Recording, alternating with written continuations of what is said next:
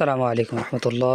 আজকে আমরা বাগান বিলাসের মাল্টি ক্যাপ্টিং করব। এই জন্য আমরা বিভিন্ন কালারের কিছু সায়ান বা ডাল নিয়েছি। তারপরে আমরা মাল্টি ক্যাপ্টিং করার জন্য আমাদের একটি সুন্দর ধারালো ছুরি লাগবে, তারপরে একটি কাটিং কেসি লাগবে, তারপর আমাদের লাগবে হচ্ছে এই যে গ্রাফটিং করার জন্য এই গ্রাফটিংয়ের পলি, চিকন করে কাটা এবং সুন্দর পলি। এরপরে আমাদের প্রয়োজন এই পলির সাথে প্রয়োজনীয় এই গ্রাফটিংয়ের পরে যে সায়নটা বাঁধার পরে ঢেকে দেওয়ার জন্য আমাদের এই সাদা পলির প্রয়োজন। এরপর আমাদের সুস্থ সবল সুন্দর এবং সতেজ একটি এরকম বাগান বিলাসের প্রচুর অনেকগুলো ডাল থাকে এরকম একটা গাছ, সুন্দর ঝোপালো একটি গাছ নিতে হবে। দেখুন কত সুন্দর ঝোপালো এই গাছটি। এরপরে আমরা এই আমাদের কাটিং কেসি দিয়ে অপ্রয়োজনীয় ছোট ছোট যে সকল ডাল আছে এই ডালগুলো কেটে নেব। এরপরে আমরা আমাদের যেই ডালগুলো আছে যেগুলোর সাথে আমরা কলম বাঁধবো, মাল্টি ক্যাপ্টিং করব, ওই ডালের প্রয়োজন অনুযায়ী যতটুকু দরকার ওই পর্যন্ত রেখে বাকিগুলো আমরা কেটে ফেলে দেব।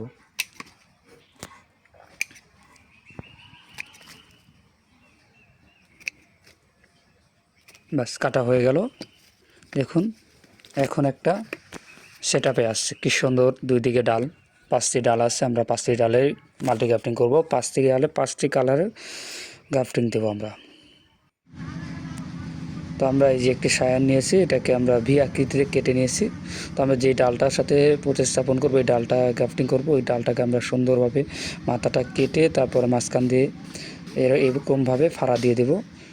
তারপর আমরা সুন্দরভাবে যে সায়ানটা আমরা নিয়েছি এই সায়ানটা সুন্দরভাবে বসায় দেব এবং এটাকে সুন্দরভাবে ম্যাচিং করে দিতে হবে যেন দুই ধারে সুন্দরভাবে এটা বসে যায়। যদি এটা সুন্দরভাবে বসানো না হয় তাহলে কিন্তু এটা ভালো গ্রাফটিং হবে না। আমাদের এরকম সুন্দর পলিথিন দিতে হবে। পলিথিন দেওয়ার পর এইভাবে আমাদেরকে সুন্দর করে বেঁধে দিতে হবে। এখন আমি কিভাবে এক এক করে সবগুলো বেঁধে দিচ্ছি।